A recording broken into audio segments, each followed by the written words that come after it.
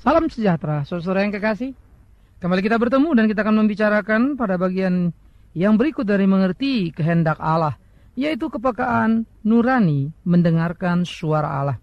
Yohanes pasal yang ke-10 ayat 1 sampai ayat yang ke-12 akan merupakan pokok pikiran kita pada kesempatan ini. Saya akan membacakan bagi kita semua. Gembala yang baik. Aku berkata kepadamu, sesungguhnya siapa yang masuk ke dalam kandang domba dengan tidak melalui pintu, tetapi dengan memanjat tembok, ia adalah seorang pencuri dan seorang perampok. Tetapi siapa yang masuk melalui pintu, ia adalah gembala domba. Untuk dia penjaga membuka pintu dan domba-domba mendengarkan suaranya, dan ia memanggil domba-dombanya masing-masing menurut namanya dan menuntunnya keluar. Jika semua dombanya telah dibawanya keluar, ia berjalan di depan mereka dan domba-domba itu mengikuti dia, karena mereka mengenal suaranya. Tetapi seorang asing pasti tidak mereka ikuti, malah mereka lari daripadanya, karena suara orang asing itu tidak mereka kenal. Itulah yang dikatakan Yesus dalam perumpamaan kepada mereka. Tetapi mereka tidak mengerti apa maksudnya. Ia berkata demikian kepada mereka. Maka kata Yesus sekali lagi, aku berkata kepadamu, sesungguhnya akulah pintu ke domba-domba itu. Semua orang yang datang sebelum aku adalah pencuri dan perampok, dan domba-domba itu tidak mendengarkan mereka. Akulah pintu. Barang siapa masuk melalui aku, ia akan selamat, dan ia akan masuk dan keluar dan menemukan padang rumput. Pencuri datang hanya untuk mencuri dan membunuh dan membinasakan. Aku datang supaya mereka mempunyai hidup dan mempunyainya dalam segala kelimpahan. Akulah gembala yang baik. Gembala yang baik memberikan nyawanya bagi domba-dombanya. Sedangkan seorang upahan yang bukan gembala dan yang bukan pemilik domba-domba itu sendiri, ketika melihat serigala datang, meninggalkan domba-domba itu, lalu lari, sehingga serigala itu menerkam dan mencerai-beraikan domba-domba itu. Saudaraku yang kekasih, ini menjadi pertanyaan yang menarik bagi kita. Perikop ini mengingatkan atau menggambarkan satu lukisan yang sangat jelas sekali, bagaimana domba akan lari karena suara yang asing yang tidak mereka kenal.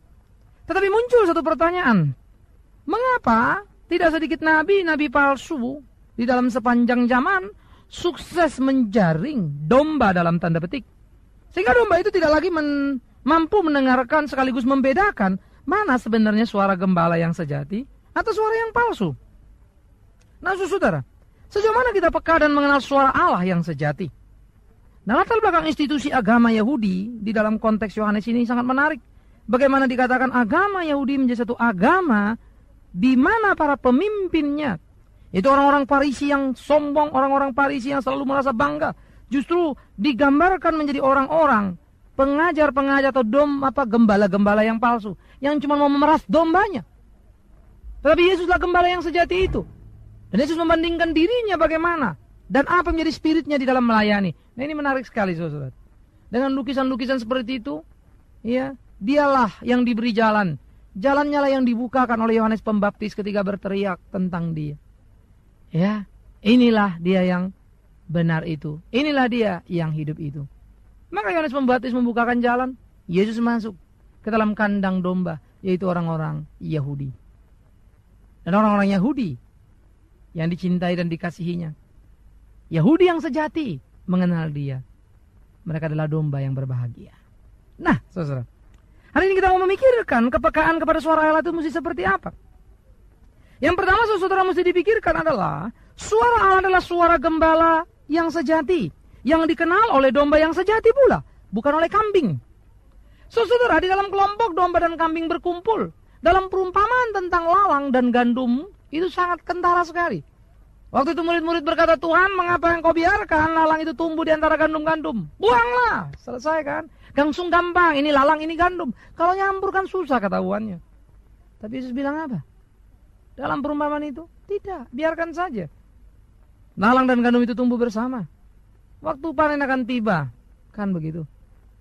Gandum-gandum itu akan dimasukkan ke dalam lumbung, lalang itu dibakar, habis.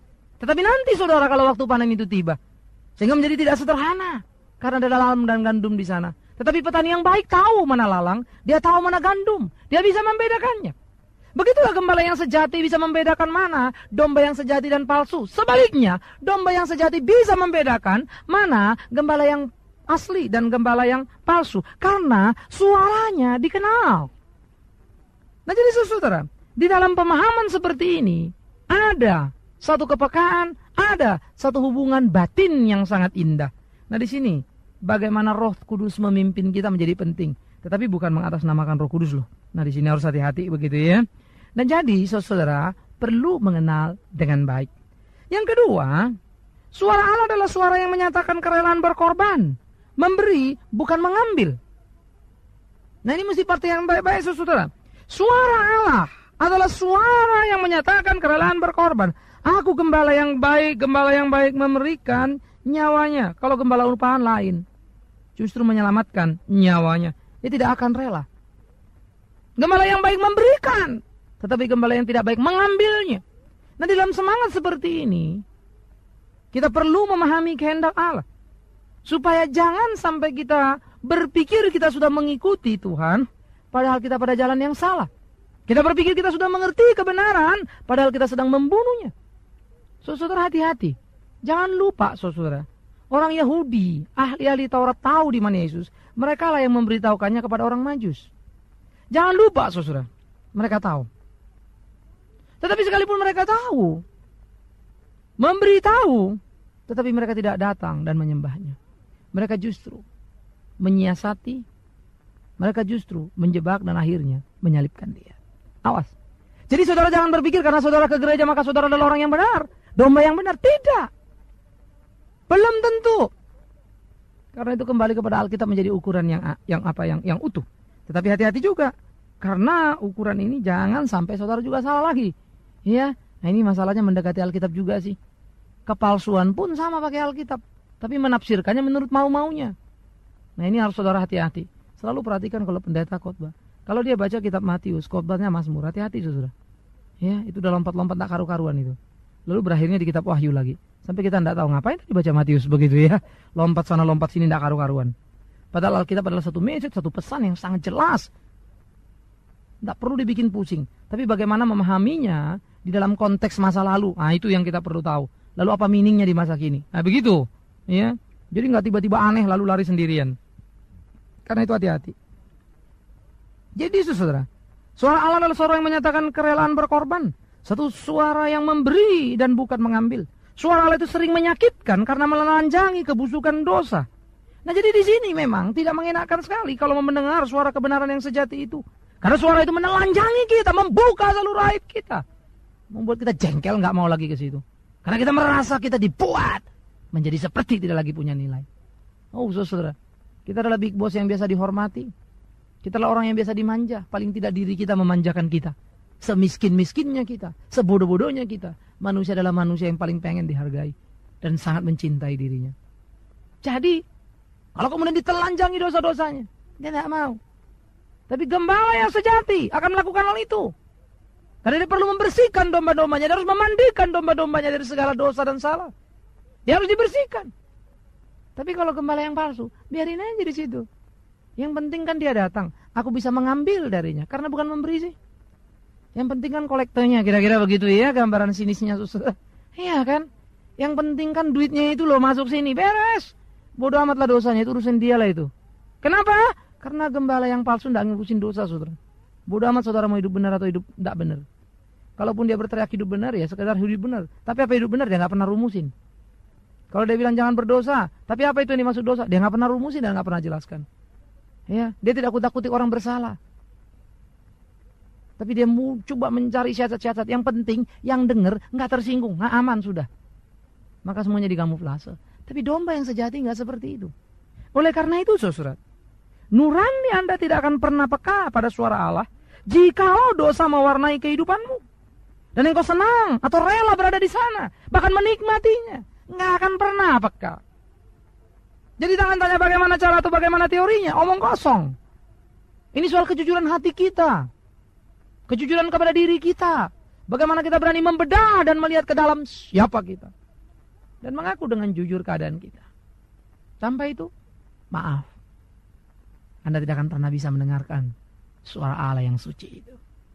Karena itu, saudara, Anda perlu juga mengenal suara palsu si pencuri. Supaya jangan sampai Anda salah ngerti. Lalu Anda pikir Anda sudah mengenal suara Allah yang sejati. Padahal Anda ditipu, didinabobokan. Anda dibius oleh si gembala palsu. Karena dia sedang menyedot apa yang ada pada dirimu. Materimu, kemampuanmu, dan lain-lain. Kau dinaikkannya di atas panggung. Kau dinaikkannya dan diangkatnya tinggi-tinggi. Tapi kau jauh dari Tuhanmu. Makin tinggi dia mengangkat kau. Makin jauh kau terpisah. Karena itu, suara asing tidak klop dengan kebenaran. Tetapi selalu mengatasnamakan kebenaran. Suara asing bukan firman Allah. Tetapi selalu memutarbalikkan firman Allah. Namanya juga palsu. Aspal. Asli tapi palsu. Jadi Alkitabnya bukan Alkitab lain. Alkitabnya sama, saudara. Ya, nah ini yang bikin kita pusing kan. Nah ini yang bikin kita mumet kan. Dan Anda mungkin akan bertanya kepada saya. Lah kan kita ini jemaat awam, Pak. Gimana nggak ketipu? Ya, kita ini kan jemaat awam, tahu apa? Bagaimana mau membedakannya? Bapak sih ngomong gampang. Oh, saudara yang kekasih. Tuhan Maha Kasih dan penuh cinta yang luar biasa. Ia akan menolongmu untuk membedakannya. Masalahnya, kau mau atau tidak? Untuk jujur di hadapannya. Modal pertamanya itu kejujuran hati. Ya. Oleh karena itu harus hati-hati. Karena apa? Karena suara palsu itu selalu menyuarakan maksud hatinya, bukan maksud hatinya Allah. Jadi kalau saudara lihat kira-kira statement Allah-Allahnya itu, dibaliknya itu kurang lebih dia. Kalau kesaksian mungkin, wah dia bikin ini, bikin itu ya. Kayaknya sih dia pakai Allah ya. Oh cinta kasih Allah, menyembuhkan misalnya gitu ya. Tapi nanti saudara lihat ujung-ujungnya yang jago itu ya dia. Mengerti? Cinta Allah itu punya berkat, Allah memberkati kita. Tapi ujung-ujungnya nanti saudara, kalau saudara dengar pendeta ini, saudara doakan pendeta ini, saudara dapat berkat. Begitu loh. Ya. Wah itu maha kuasa, maha luar biasa. Anda harus percaya kepada dia. Tapi ujung-ujungnya, kalau saudara amati, seperti saudara diarahkan untuk percaya kepada siapa? Sepenuhnya kepada pendeta itu. Saya harus mengatakan kepada setiap saudara, dengar khotbah saya, jangan langsung amin-amin. Buka Alkitabnya baik-baik, baca baik-baik, cocok apa enggak? Kalau enggak jangan mau. Ya, karena sekali lagi dan sering saya katakan, saya bisa salah. Saya manusia kok. Saya baca, waktu saya baca enggak akan salah, karena yang saya baca jelas-jelas sesuai dengan firman Allah. Tapi waktu saya nafsir, bisa salah. Malah bisa enggak karu-karuan. Bahkan bisa bertolak belakang 180 derajat dari apa yang Tuhan mau. Jadi hati-hati. Ya, nah ini penting. Karena itu saudara amati, cermat, perhatikan baik-baik. Ya. Supaya kita mempunyai satu kepekaan kepada suara Allah. Dan tidak tertipu oleh suara-suara yang palsu ini.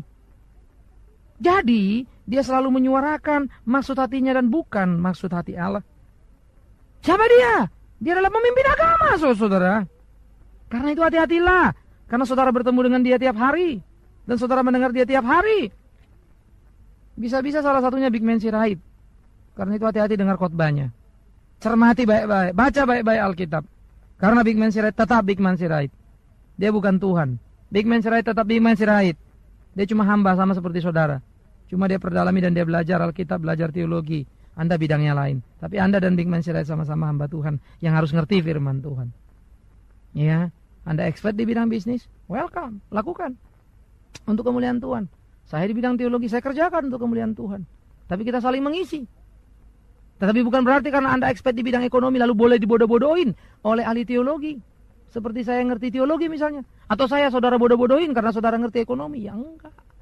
Orang yang bertanggung jawab kan mesti tahu apa yang terjadi di lingkungannya.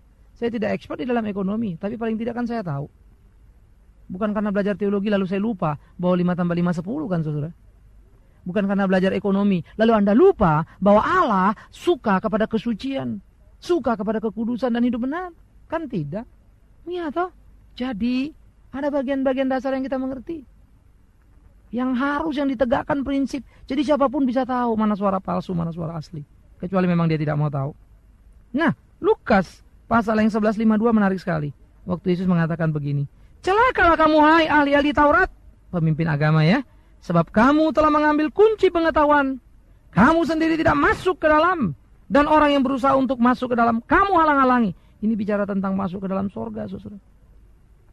Jadi ahli-ahli Taurat itu mengambil kunci pengetahuan itu. Mereka mengerti tentang kebenaran itu. Mereka cerita tentang kebenaran itu. Tetapi mereka sendiri tidak masuk ke dalam kebenaran itu. Mereka tidak rela tunduk kepada kebenaran itu. Mereka memperalat kebenaran itu. Untuk mencapai tujuan mereka. Untuk mencapai kepuasan mereka. Maka model gembala seperti ini gembala yang nanti gendut sendirian ya saudara. Ya. Dianya gendut, dianya mekar, dianya sukses, dianya makin hebat, luar biasa. Dombanya makin kere terus karena diperas. Tapi gebleknya dombanya juga begitu kan. Mau dijadikan sapi perahan. Demi satu status diakui bahwa dia seakan-akan rohani. Dia lupa, dia melayani Tuhan bukan melayani pendeta. Maka saya katakan, Anda bukan dengar saya, mesti dengar suara Tuhan. Suara Tuhan tidak mungkin salah, suara saya bisa salah. Jadi hati-hati. Ya, Anda mesti jujur, saya juga mesti jujur. Ya, saya lebih suka memilih kalimat-kalimat yang mungkin gak enak di kuping, tapi membawa kita dekat pada Allah, daripada kalimat-kalimat yang menyenangkan saudara, tapi saudara makin butek begitu ya, makin tidak ngerti, makin tidak bisa mendengarkan suara Allah. Bahaya. Memang menyakitkan? Yes. Saya sendiri pun bukan orang yang perfect, saudara, yang hebat yang sudah lakukan semua. Tidak. Saya pun belajar terus untuk mewujudkan apa yang saya katakan. Seringkali Tuhan guyon ya dalam pengertian saya. Lalu lewat satu kejadian yang saya jadi malu sendiri. Tuhan, gampang ya khotbah ya. Ngelakuinnya susah loh Tuhan. Minta ampun saudara. Memang banyak sih pendeta-pendeta yang suci dan hebat. Tapi kalau saya sih ya nggak tahu lah. Saya sih merasa saya murid yang kurang baik saudara ya.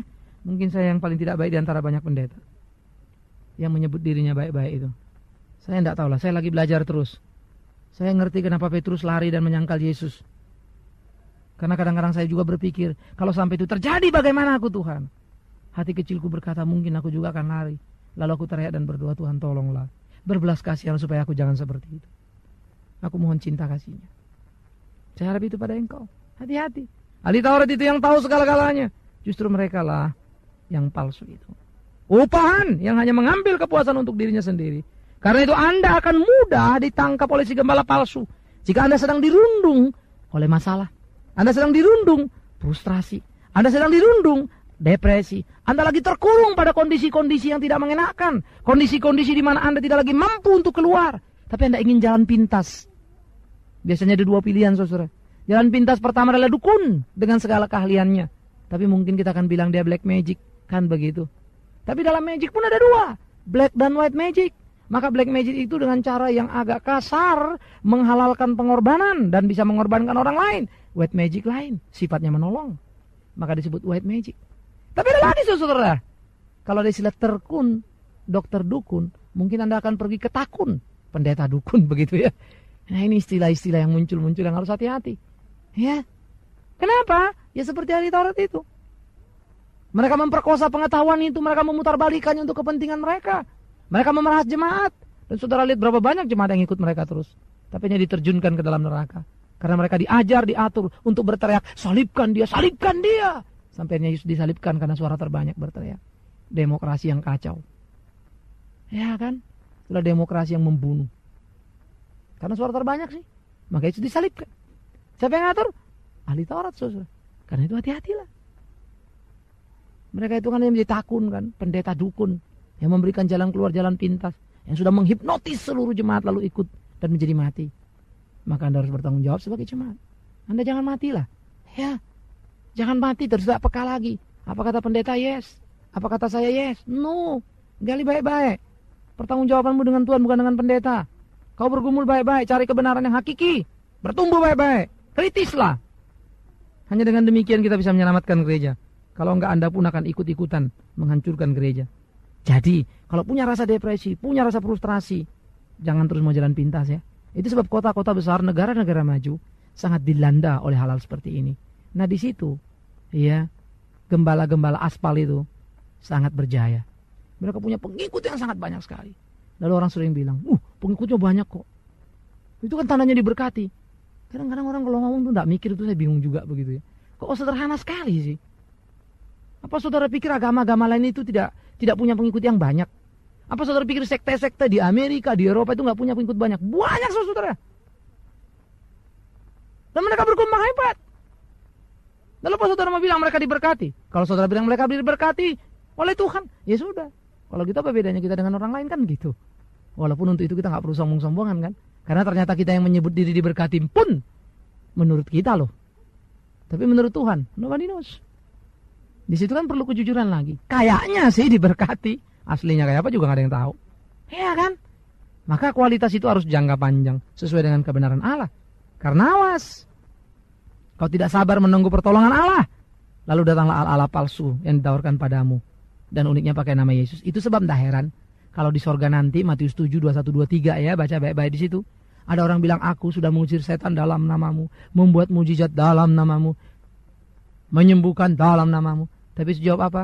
Hanyalah engkau pembuat kejahatan, aku tidak kenal kau.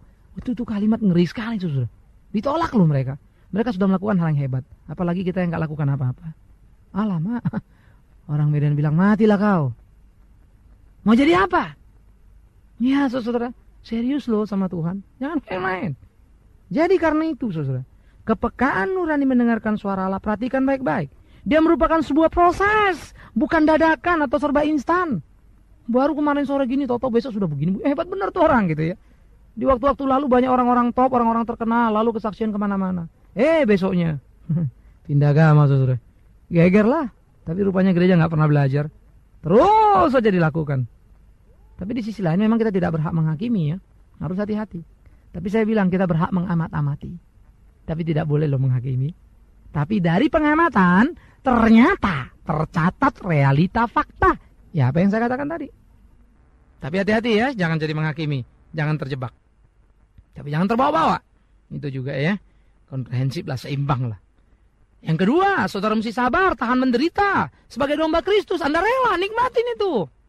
Bagian-bagian dari kehidupan. Jangan mau yang instan, jalan pintas, mau cepat-cepat saja, berebur, begitu kan. Ini jangan gitulah. Tuhan Yesus 3,5 tahun kurang lebih di sini menderita melayani. Kalau dia mau bikin itu 3,5 jam kan gampang. Iya kan. Kenapa mesti 3,5 tahun? Lama amat. Hati-hati saudara, ada proses waktu. Ya, ada perlu kesabaran, yaitu ketahanan untuk menanggung apapun yang ada. Yang terakhir, rela pada tiap ketetapan Allah. Jadi apa yang Allah mau? Yes. Jangan apa yang kau mau. Kita kan kebanyakan dalam beragama, dalam bertuhan adalah supaya Tuhan mengabulkan apa yang kita minta. Bukan kita mengerjakan apa yang Tuhan kehendaki. Semangat kita adalah semangat bertuhan supaya Tuhan mendengar doaku. Bukan supaya aku mendengar suaranya. Kalau doa kita nggak punya waktu dengar suara Tuhan. Saudara. Kita paksa Tuhan dengar suara kita. Padahal doa yang paling indah adalah dengarkan apa yang Tuhan katakan padamu. Ucapkan dalam doamu. Wow, indah. Indah sekali. Hanya dengan demikian Anda peka untuk mendengarkan suara itu. Maka Anda mampu berdialog. Tiap hari dengan dia. Tiap saat di dalam segala pergumulan, persoalan. Waktu Anda mesti make decision. Waktu Anda mesti membuat satu keputusan. Anda dipimpin, dituntun oleh dia. Sehingga Anda nggak salah. Waktu salah pun. Karena rupanya kurang pengalaman gitu ya. Langsung Anda sadar, aduh itu tadi salah. Lalu minta ampun sama Tuhan, doa indah sekali. Makin dekat lagi. Lalu makin pengalaman, makin ngerti. Makin berkuranglah salahnya. Maka kita berjalan tahap demi tahap menuju kesempurnaan. Karena itu, awasi dirimu. Lihat, apakah kau sudah peka mendengarkan suaranya? Atau kau selalu berkata, sayup-sayup pak, kadang iya, kadang enggak. Banyak mana? Banyak enggaknya pak. Ini hati-hati. Iya kan? Karena itu jujurlah pada dirimu. Sudahkah kau peka? Bergumul dan seriuslah. Hadapi dunia ini. Ambil keputusan. Tapi awas. Dengarkan dulu apa yang kata dia. Bukan apa katamu. Amin.